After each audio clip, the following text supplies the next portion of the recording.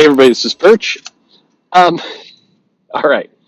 I don't normally like to play the which is worse game because that's a lot of negativity to kind of throw into something. Not that you have to be overwhelmingly, swimmingly positive all the time, but this is a fun one. So this came up on Twitter. Somebody was asking the question, basically which one was better, or maybe a different way of saying it, which one did more damage, Civil War II or Heroes in Crisis? Now both came out roughly similar times. Heroes in Crisis was Tom King's exploration of mental health, not his, but maybe, and superheroes dealing with trauma. It probably was most well known by turning Wally West into a somebody who snapped and murdered everyone because he just couldn't handle the stress and the trauma of what was going on. Now this was on the heels of Rebirth. So we had the New 52 where they erased Wally West. They kind of replaced him with a new Wally West or Wallace West. It wasn't Wally West. It was a new version. They had race swapped him. They made him younger. It was a completely different character that shared somewhat the same name. And so, as part of Rebirth, one of the most, I think, powerful emotional moments was this idea that they restored Wally West to the timeline, that he was able to, kind of pull him back through and bring him back. And there was a very, Barry Allen, Wally West, like a how could I have forgotten you moment. It was one of the more powerful moments. It restored this character that a lot of people had been missing back to the DCU. And it was a big triumphant, thank you to the fans kind of moment. And then a fairly short time later, Tom King took that moment and he, again, took the Wally West who got back and turned him into in effect, a serial killer because not only did he murder everybody, but then he tried to cover up his tracks. And it was just a goofy ass story. It's kind of how it all came down. So that was that one. Civil War II was really, it was really made because there was a Civil War movie coming out from Disney. And so Marvel thought a good idea would be to do a sequel to Civil War, and so we'll do Civil War II, which in effect it was like when two superheroes argue. The original Civil War, Captain America, Iron Man. In this one, it was Captain Marvel and Iron Man. And the premise was that Captain Marvel finds a Inhuman who can, sort of predict the future. And so she starts, basically imprisoning people and punishing them before they commit the crime. It's the exploration of is that moral or not. It ends with Captain Marvel killing Iron Man.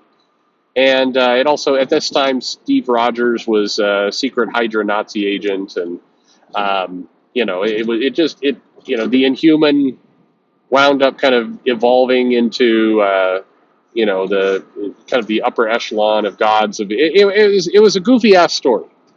It was one of those unfortunate comics where the Inhuman character was kind of dopey and the concept was stupid.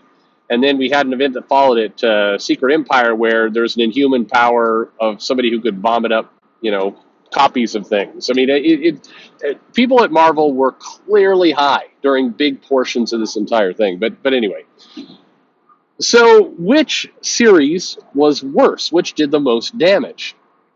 Civil War II or Heroes in Crisis? So here's my basic way that I look at this. I'm curious to get your opinion below. If I'm talking about in comic continuity, meaning damage done to the comics, to the storyline, to the, to what's going on there, then I would argue that Heroes in Crisis was far more damaging. Maybe for the wrong reasons, but it was. It took a moment that was beloved and seen as a thank you to the fans and basically pissed all over it with what was done to Wally West. And then on top of that, the comic, it kind of changed the Poison Ivy status quo to something weird and kind of dumb. It made Booster Gold. I mean, just most all the characters came off looking worse. Even moments we've more or less forgotten, like Hal Jordan Green Lantern in a therapy session saying, I don't even know what willpower is. Do you?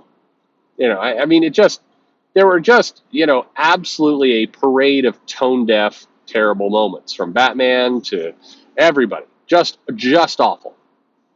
And a lot of these changes, I mean, they've more or less repaired Wally West, but it took years for them to kind of, and a lot of comics to undo what was done to Wally West in that book.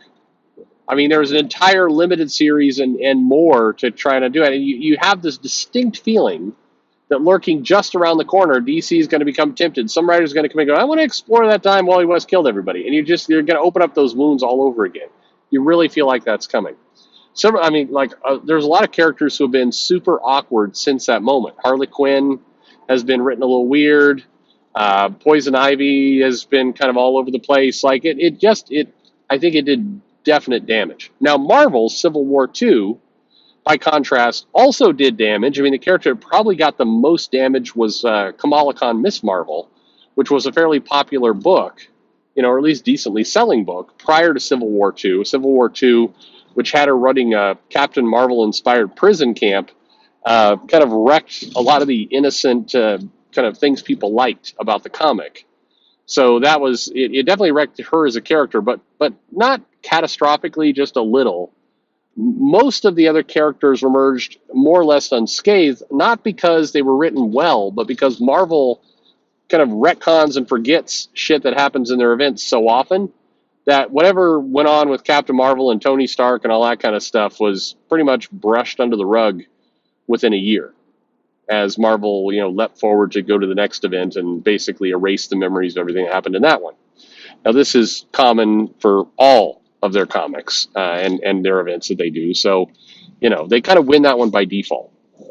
Now, out of the comics continuity, if you're talking about the professionals involved, I would argue that Civil War II was more damaging for the people, because Civil War II was the absolute kind of definitive proof that Brian Michael Bendis, whatever magic he had for Secret Invasion and, Dark Reign and the Golden Age, what he did for the Avengers, whatever magic existed there was over. Now, Bendis had some health problems during that time and everything else, but it was the event that popped his influence. He would go to DC shortly thereafter and not recover. He'd be over in DC and it did not get better over there. So I think that was the event that fully exposed him. Is kind of like not to get into a wrestling term. It's the first time they let Goldberg wrestle like a 20-minute match, and he was gassed beyond all recognition after about 4 minutes. And it's like it's exposing the performer, in this case, exposing Bendis. Even the artist kind of suffered through this thing. I think the art team, which had some momentum going into it, still didn't. I mean, the buzz was gone. The stink of that event hurt them. Now, you might say, hey, but a lot of people hate Tom King for Heroes in Crisis, and you are correct, but the difference between Bendis and King is that King had already irritated the shit out of everyone with the Bat Wedding and some of the kind of storylines of where he was taking, Batman at the time was he'd already burned that reputation. Now, definitely he made it worse, but there was he stayed pretty much to form. He's gone on and continued to do comics, in the same style with the same kind of depression and other things. But it wasn't felt. I mean, you knew it was coming. If you saw Tom King's name on the cover, you knew what you were in for. And so I don't think Heroes in Crisis, made that any worse. I think it just doubled down on what already existed. Whereas with Bendis, my argument is Bendis stopped becoming a big name via Civil War II. That's my belief anyway. Anyway, there you go. All right. But basically, that's kind of the way I see it. So I think that, in continuity, in comics, Heroes in Crisis, I think, did real damage to the universe that they're still feeling.